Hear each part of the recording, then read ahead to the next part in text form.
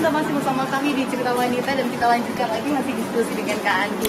Kak Andi, nah kalau tadi kita bahas nih tentang kasus-kasus yang ada di Sumba, itu banyaknya masih hukum-hukum adat yang masih dilakukan di jalan Kartadolu itu sangat melanggar ya hak dari perempuan. Nah kalau di Indonesia, maksudnya nggak di Indonesia, di Jakarta saat ini, apakah melihat kasus apa sih yang lagi ramai diperbincangkan atau yang ditangani dari Komnas Perempuan? Nah, soal hukum adatnya juga kontroversial ya sebelum masuk ke situ. Banyak yang bilang ini adalah praktik saja, praktik yang mengatasnamakan adat, seolah adat membolehkan. Ya. Padahal kalau kita tanya kepada pihak-pihak pemangku adat, tentu adat kami itu untuk melindungi perempuan, juga tidak memaksa perempuan untuk masuk dalam perkawinan dan lain-lain. Tapi memang banyak alasan ya untuk bilang bahwa kekerasan perempuan mungkin bukan kekerasan, mungkin kita sama-sama, mungkin itu kesalahan pikir saja. Tapi kalau kita lihat dari data yang langsung Komnas Perempuan, banyak memang kasus proporsinya ya. Sampai saat ini masih banyak kekerasan yang terjadi di dalam ranah personal.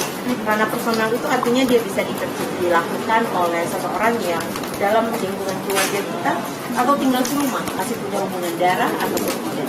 Jadi misalnya kekerasan oleh suami, oleh orang tua, oleh anggota keluarga yang lain. Bahkan pasangan, mungkin ada yang berpasangan tidak. Kita kan saat ini juga masih menghadapi situasi di mana perkawinan tidak semuanya dicatatkan. Tapi diakui oleh masyarakat bahwa itu perkawinan gitu kan.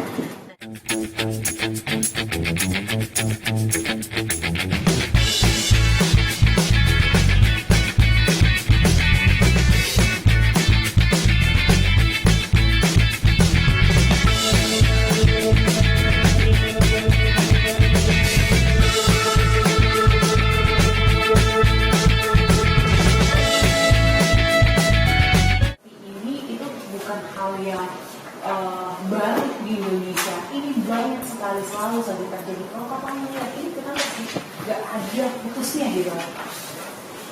Sebenarnya sejak 2 tahun yang lalu Komnas Perempuan menyampaikan bahwa sebenarnya tidak apa-apa kalau kita lihat angka pelaporan itu meningkat dari waktu ke waktu, karena bisa jadi itu menyiratkan masyarakat tuh semakin tahu kalau dia bisa melakukan kasusnya dan dia tahu kemana melaporkan kasusnya.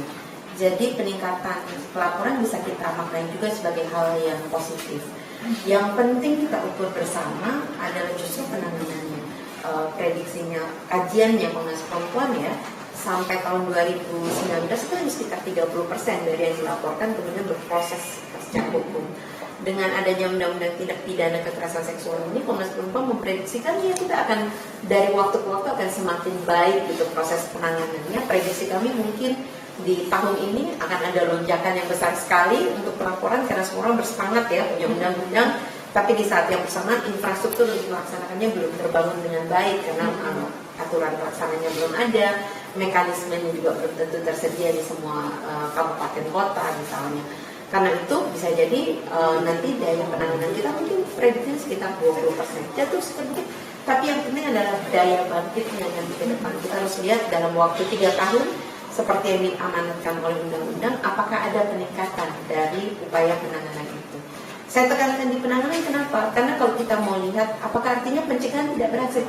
Belum tentu, karena pada zaman dahulu itu mungkin lebih banyak yang tidak mau melaporkan kasusnya. Bukan berarti kasusnya tidak ada. Bahkan dengan peningkatan kasus ini pun pelaporannya bukan berarti semua kasus dilaporkan, karena masih banyak korban yang sebenarnya tidak mau melaporkan kasusnya, terutama kasus kekerasan seksual. Apalagi kalau itu dilakukan oleh orang terdekatnya, orang di dalam rumahnya, saudaranya sendiri, ayahnya sendiri, pasti banyak sekali pertimbangan untuk tidak melaporkan kasus tersebut. Dari waktu ke waktu ada pola yang serupa. Ketika si korban ini sendiri berada dalam posisi yang sangat timpang dari si pelakunya, dan pelaku merasa aman karena posisi relasi kuasa tadi memungkinkan dia untuk mengexercise powernya ya, untuk melakukan hal-hal yang dia kehendaki dan dia yakin tidak ada orang yang berani terhadapnya. Nah ini menarik nih Kandi, terkait kasus pelecehan. Mungkin banyak perempuan yang di luar sana yang enggan, yang takut melaporkan kasus yang dia alami karena mungkin itu terjadi di lingkungan keluarga. Pasti dia berpikir apa tanggapan orang. Nah dari Komnas Perempuan sendiri, apa upaya yang dilakukan agar perempuan-perempuan yang mengalami kekerasan seperti ini berani untuk melaporkan kasus itu? Setiap waktu Komnas HAM selalu mengatakan dalam proses kita, yang pertama yang harus kita kuatkan adalah masyarakatnya. Pertama, lingkungan di sekitar semua potensi korban. Misalnya kalau dalam hal ini semua orang bisa jadi korban ya, laki-laki dan perempuan bisa jadi korban, muda dan dewasa ataupun lansia tetap semua bisa jadi korban. Tapi kalau dari komposisinya lebih banyak perempuan dan anak. Karena itu semua orang di lingkungan perempuan dan anak yang rentan menjadi korban kekerasan seksual, pertama harus dengan cukup eksplisit menyatakan dukungannya pada korban. Itu bisa dilakukan pada kehidupan sehari-hari. Semakin banyak kita bikin joke yang sifatnya seksis, atau kita bikin komentar kalau kita baca berita atau lihat berita, itu pasti perempuannya aja tuh. Berarti siapapun yang akan mengalami, dia akan mulai berpikir jangan-jangan nanti orang lain akan menyalahkan saya. Tapi kalau dari lingkungannya sedari awal sudah sangat konstruktif melihat kasus itu, dia akan punya keberanian lebih karena dia akan memiliki satu daya di awal. Orang-orang seperti saya biasanya paham kok kalau terjadi kekerasan. Jadi justru yang pertama adalah kita harus menguatkan lingkungan di sekitar itu. Yang kedua adalah bagi lingkungan untuk sama-sama saling mengawasi. Karena biasanya justru kan tadi yang seperti saya sampaikan, seringkali orang menganggap nggak mungkin dia melakukan tindakan kekerasan seksual, dia itu kan panutan, dia itu kan tokoh, dia itu kan apa-apa gitu ya, banyak gitu. Justru kita semua harus membantu mengawasi bahwa setiap relasi kuasa itu selalu ada kemungkinan terjadinya penyelewengan, termasuk dalam bentuk kekerasan, termasuk kekerasan seksual. Nah, yang ketiga adalah kalau kita tahu di sekeliling kita ada korban, yakinkan dia untuk melaporkan bahwa kita ada untuk mendukung dia dalam melaporkan kasusnya dan melewati fase yang sulit, karena proses melaporkan itu kan akan panjang ya sampai proses hukumnya selesai, dan proses hukumnya selesai pun belum tentu berarti dia akan pulih serta-merta karena dia masih harus menghadapi stigma dan dampak lain dari peristiwa yang dia alami.